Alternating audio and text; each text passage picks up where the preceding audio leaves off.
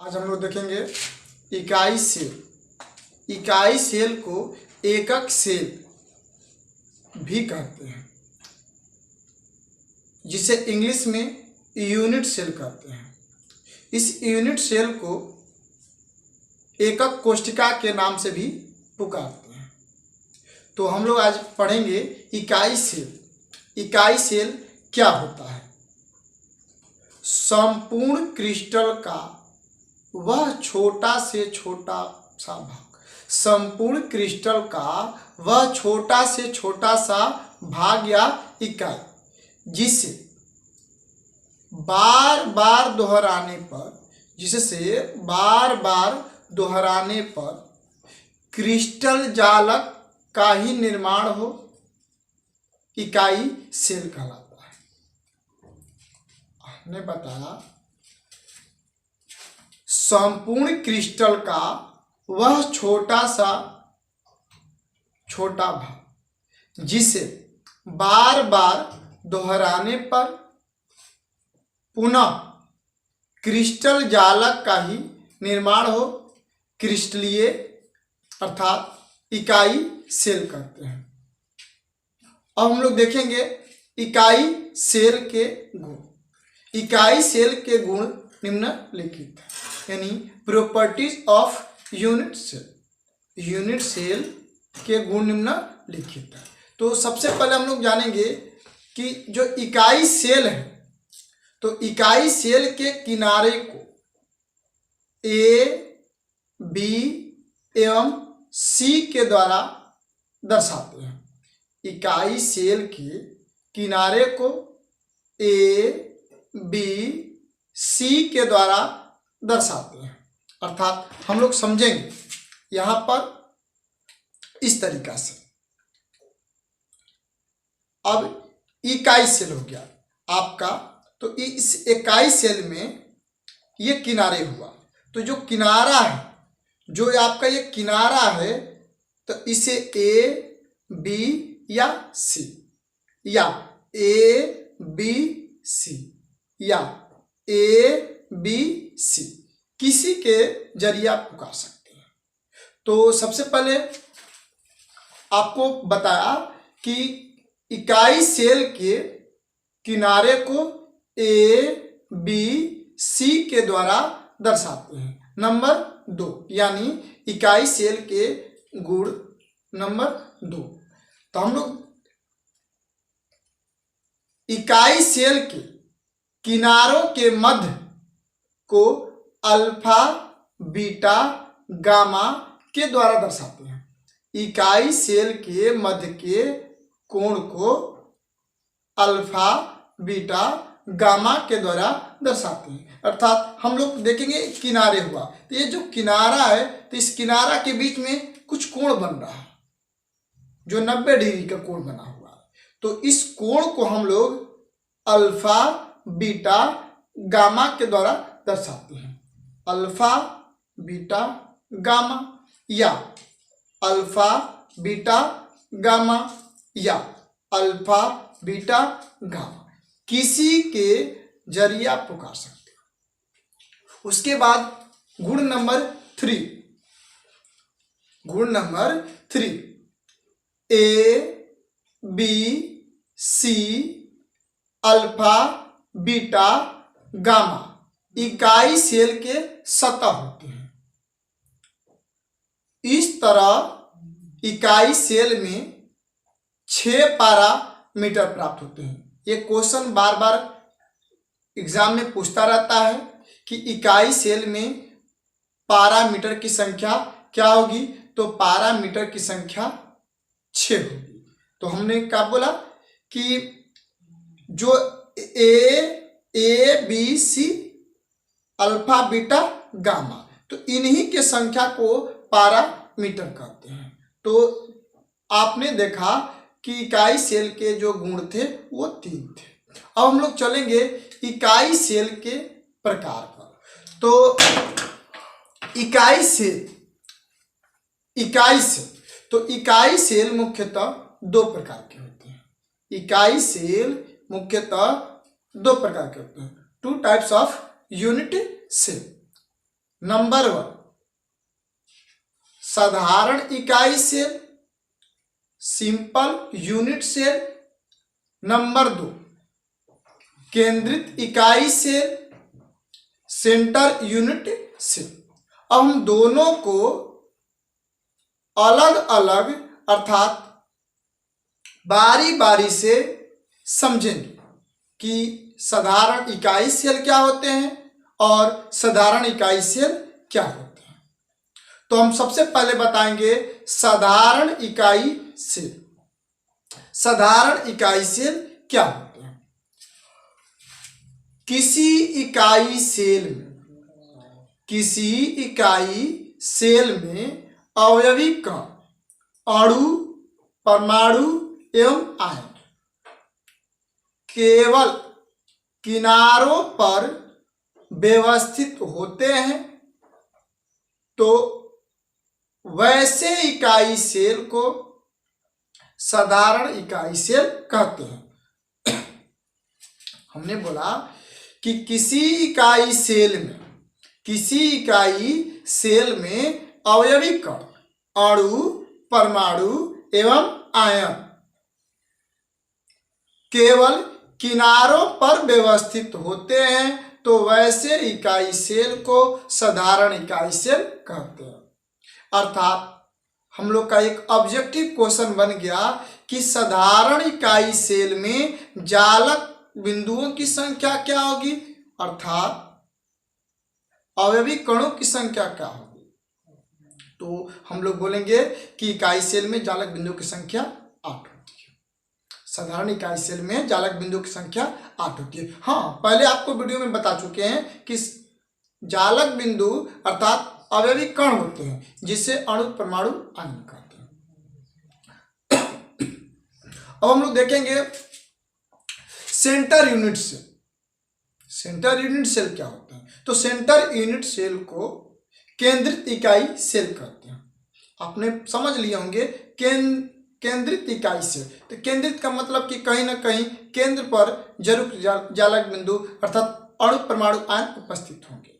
साधारण में तो सिंपल था कि उसमें केवल जालक बिंदुओं की संख्या 8 होती है, तो हम तो ये भी कह देते हैं कि वैसा इकाई सेल जिसमें जालक बिंदुओं की संख्या 8 होती है साधारण इकाई सेल कहते हैं। लेकिन अब प्रश्न है कि केंद्रित इकाई सेल कहते किसे हैं? तो केंद्रित इकाई सेल की बात यदि करेंगे तो हम पहले डिफिनीशन के जरिए समझेंगे। तो सबसे पहले आपको बता रहे हैं कि केंद्रित इकाई सेल केंद्रित इकाई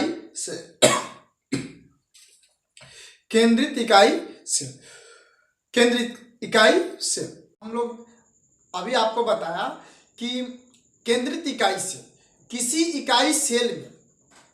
इकाई सेल में जालक बिंदुओं की संख्या अर्थात अवयवी कण, अणु, परमाणु, आयन किनारों के अपेक्षा केंद्र पर भी उपस्थित हो तो वैसे इकाई सेल को केंद्रित इकाई सेल, सेंटर यूनिट सेल कहते हैं।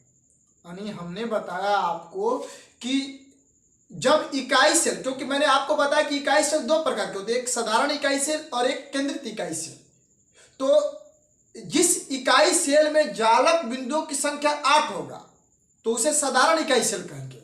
और जब इकाई सेल में जालक बिंदुओं की संख्या 8 से ज्यादा होगा, अर्थात 8 से ज्यादा होने का मतलब 9 भी हो सकता है, 10 भी हो सकता है, 14 भी हो सकता है, कुछ भी हो सकता है, तो वैसे इकाई सेल को केंद्रित इकाई सेल कहते हैं।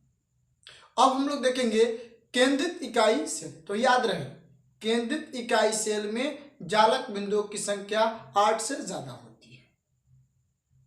अब हम लोग देखेंगे केंद्रित इकाई सेल के प्रकार, types of centred unit cell. तो केंद्रित इकाई सेल मुख्यतः 3 प्रकार के होते हैं। केंद्रित इकाई सेल मुख्यतः 3 प्रकार के होते हैं। Number 1 body centre unit cell. Number 2 face centre unit cell. Number 3 end centre unit cell. अब तीनों को एक एक करके समझेंगे कि बॉडी सेंटर क्या होता है, फेस सेंटर यूनिट सेल क्या होता है और इंड सेंटर यूनिट क्या होता है। तो हम लोग सबसे पहले नंबर हेडिंग डालते हैं बॉडी सेंटर यूनिट सेल। हम लोग अब हेडिंग डालेंगे बॉडी सेंटर यूनिट सेल। तो एक बार आपको पुनः समझाने का प्रयास कर रहा हूं।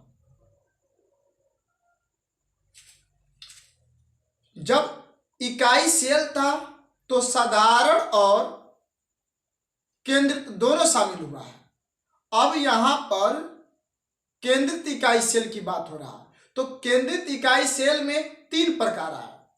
एक बॉडी सेंटर है, तो हम लोग कहेंगे कि बॉडी सेंटर का पिता, बॉडी सेंटर का पिता केंद्रित हुआ और केंद्रित का पिता इकाई सेल हुआ। तो इस प्रकार हम कहेंगे कि जो बॉडी सेंटर है वह इकाई सेल का ही भाग है, अंतर बस शाखाएं बढ़ चुकी है।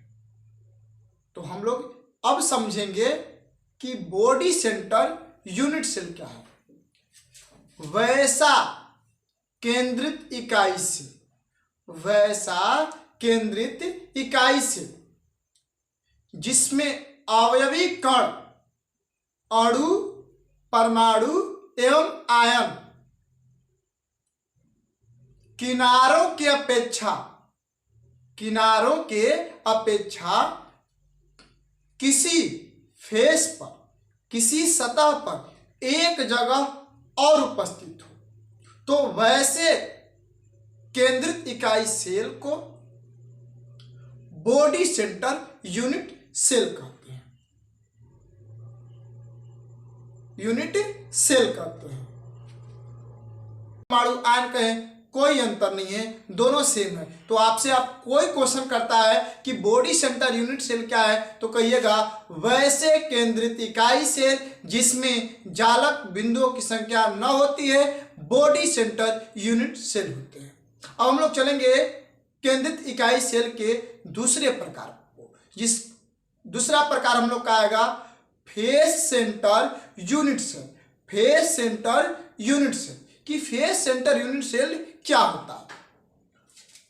वैसे केंद्रित इकाई सेल, वैसे केंद्रित इकाई सेल जिसमें अवयवी कण, अणु, परमाणु एवं आयन किनारों की अपेक्षा प्रत्येक सतहों पर भी उपस्थित हो, तो वैसे केंद्रित इकाई सेल को फेस सेंटर यूनिट सेल कहते हैं। अर्थात हम लोग समझें कि कार्नल पर तो उपस्थित होंगे ही होंगे, लेकिन उसके साथ साथ जो 6 सतह होते हैं, 6 फलक होते हैं, उस फलक पर भी अवयवी कण जिसे हम लोग जालक बिंदु कहते हैं वो शामिल होंगे। तो वैसे केंद्रित इकाई सेल को फेस सेंटर यूनिट सेल कहते हैं। अब हम लोग कह सकते हैं कि फेस सेंटर यूनिट सेल क्या है, तो कहिएगा वैसे केंद्रित इकाई सेल जिसमें जालक बिंदुओं की संख्या 14 होती है, फेस सेंटर यूनिट सेल कहता। हर एक एग्जाम में तो नहीं कह सकते हैं, लेकिन कई बार इस क्वेश्चन को रिपीट किया जा चुका है। प्रीवियस पेपर में जाकर के देखिएगा तो आपको मिलेगा कि फेस सेंटर यूनिट सेल में जालक बिंदुओं की संख्या क्या होगी, तो आपका आंसर होगा 14। बॉडी सेंटर यूनिट सेल में जालक बिंदुओं की संख्या क्या होगी, तो 9। अब हम लोग केंद्रित इकाई सेल के तीसरे प्रकार पर जाते हैं, जिसे हम लोग बोलेंगे इंड सेंटर यूनिट सेल।